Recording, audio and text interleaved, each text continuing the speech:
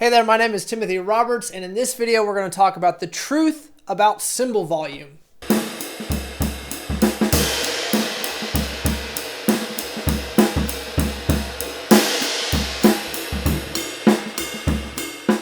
I have many people reach out to me asking me to either modify their cymbal or make them a cymbal, and they'll say things like, can you make it a really quiet cymbal, or can you make it a little bit louder? And I understand where this stuff comes from.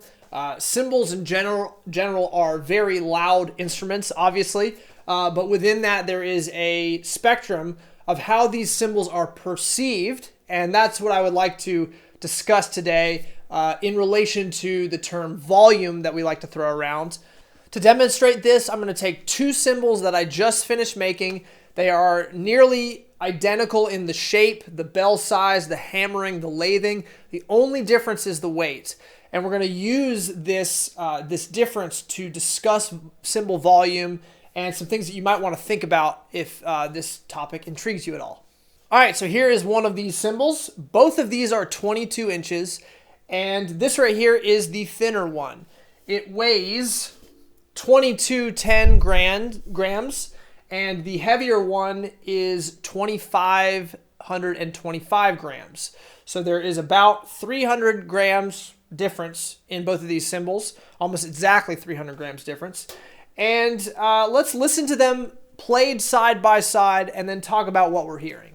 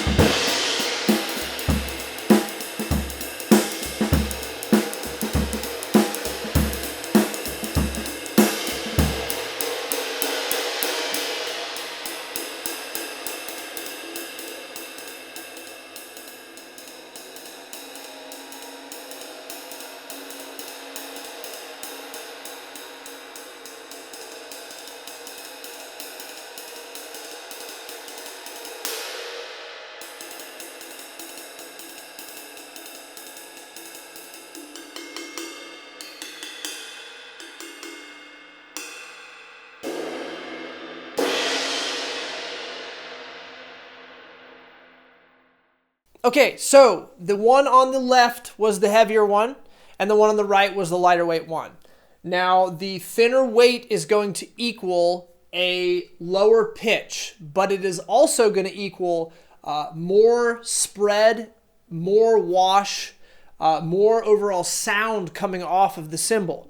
So this is something to think about. Oftentimes we like to boil it down really simply and say that the higher pitched thing, the heavier cymbal, the higher pitched cymbal, that's the louder one. I want the really thin one because that's going to be dark, low pitched, and quiet. But that's not necessarily the case. We have to add in the other dimension of the spread. We have to talk about the spread and what that can do to the overall perceived volume of your cymbal. When you have a super thin cymbal, it will activate at a lower volume, it will throw off more sound, it'll have more spread, and you won't really be able to dig into that cymbal without the spread overtaking everything, possibly even overshadowing the stick definition, and really just muddying up everything that's going on in the rest of your kit. Now, this is perfectly fine if you want that sound, but it is something that requires more technique. It requires more technique to play a lightweight cymbal the way it needs to be played in order to create an overall kit balance than a heavyweight cymbal. Now, a heavyweight cymbal is going to be a bit more versatile because you'll be able to dig into it, get louder in your actual playing, and it will give back to you. It won't just wash out immediately. You'll be able to get stick definition even at a higher volume, and you'll be able to play more stuff without having to think about really having to play the cymbal in one particular way. You'll be able to play it quiet or loud, and it is a little bit more forgiving in that way. Now, beyond just the weight difference in these cymbals, there are other factors that really can play a role in this whole idea of cymbal volume. And those factors include the profile height, the shape of the cymbal, the shape of the bell, the type of lathing, the type of hammering. Does the surface have a real smooth, uniform, even texture to it, or is it really drastic? Does it have all this topography to it, real bumps and troughs and heavy hammering? These all play a role into the sound of the cymbal and how it's going to translate. The taper is another one, how thin it gets at the edge. Does it have portions of the cymbal that have unlathed crust on it? And I really wanted to dive into the topic of the weight just to show that a real simple, straightforward way of getting a cymbal that might function better for you is just to have it have a little bit more weight. Look out for a cymbal that's a little bit heavier. The really, really thin cymbals can sound splashy, bright. They can sound wild. They can get out of control super easily, and it's really tough to play patterns and have those patterns be heard if it's not heavy enough. And then beyond that, if you have a really tall profile, that can shoot the pitch way up and get it into that sort of chime-like zone that some cymbals can be in, and that can be overpowering in a whole different way, whereas like a lower shape can be a bit more functional because the fundamental is going to be lower and you're going to be able to really create distance between the frequencies in the cymbal. You don't want your lows, your mids, your highs to all feel squished together so that you can't really tell the difference between them. You want separation.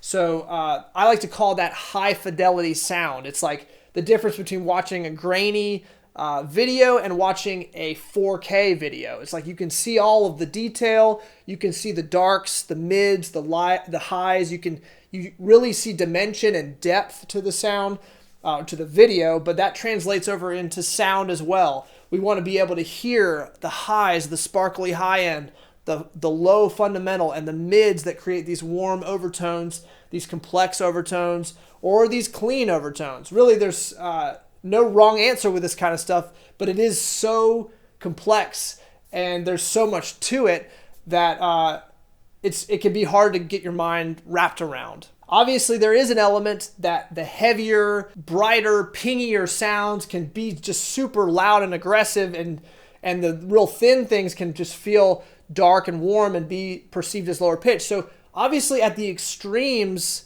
there is a difference, and thin cymbals can be pretty accurately described as quieter, but I'm talking about a smaller range. When we're getting into the range of medium thin, and thin cymbals, within that range, we can go too far in one direction that actually works against our interest if we're trying to get a quieter cymbal. And on the other side, if you want something that's really aggressive, cuts through the mix, and is pretty loud, you can think about going pretty thin. So that's that. Let me know what you think in the comments below. What do you think about with cymbal volume? Again, like I said, drop a comment below, hit the bell, subscribe if you haven't, and keep an eye out for the next video. I'm Timothy Roberts. Thanks for watching.